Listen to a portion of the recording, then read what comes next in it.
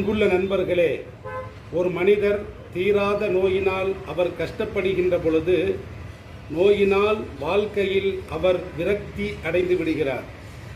இப்படி வாழ்க்கையில் விரக்தி அடைந்தவர் தமது வாழ்வில் விபரீதமான முடிவுகளை எடுத்துக்கொண்டு தற்கொலையின் பக்கம் அவர் தன்னை ஈடுபடுத்தி கொண்டு விடுவார். இது இஸ்லாத்தில் கூடவே கூடாது. அப்போ நோயினால் வாழ்க்கையில் விரக்தி அடைகின்ற பொழுது தீராத தலைவலியாக இருந்தாலும் சரி, தீராத வயிற்று வலியாக இருந்தாலும் சரி, தீர்க்க முடியாத எந்த நோயாக இருந்தாலும் சரி, குணமாகாத எந்த நோயாக இருந்தாலும் சரி, தற்கொலை என்பது அது தீர்வல்ல.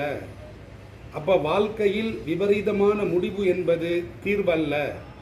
அப்போ வாழ்க்கையில் நோயினால் விரக்தி அடைகின்ற பொழுது அவர் இறைவனிடத்திலே பின்வருமாறு பிரார்த்தனை புரிய வேண்டும் என்பதை நபி ஸல்லல்லாஹு அலைஹி வஸல்லம் அவர்கள் கற்றுத்தருவார்கள். ஸல்லல்லாஹு அலைஹி வஸல்லம் அவர்கள் தமது நோயினுடைய தீவிரத்தன்மையால் அன்னை ஆயிஷா சித்திகா அவர்களுடைய நெஞ்சிலே படுத்துக்கொண்டு அல்லாஹ்விடத்திலே இவ்வாறு பிரார்த்தனை செய்தார்கள். அல்லாஹும்ம ஃபிர்லி வர்ஹம்னி வ அல்ஹக்னி பிர் ரஃபீகில் அஅலா.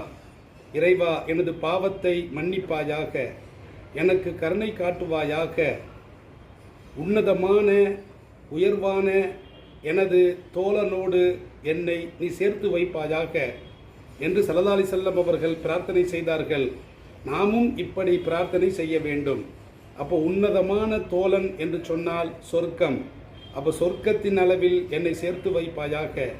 உன்னதமான உயர்வான தோழன் என்று சொன்னால் நபிமார்கள், அந்த நபிமார்களோடு என்னை சேர்த்து வைப்பாயாக என்று இறைவனிடத்திலே பிரார்த்தனை செய்தால் அந்த வாழ்க்கையின் விரக்தியிலிருந்து நமக்கு விடுதலை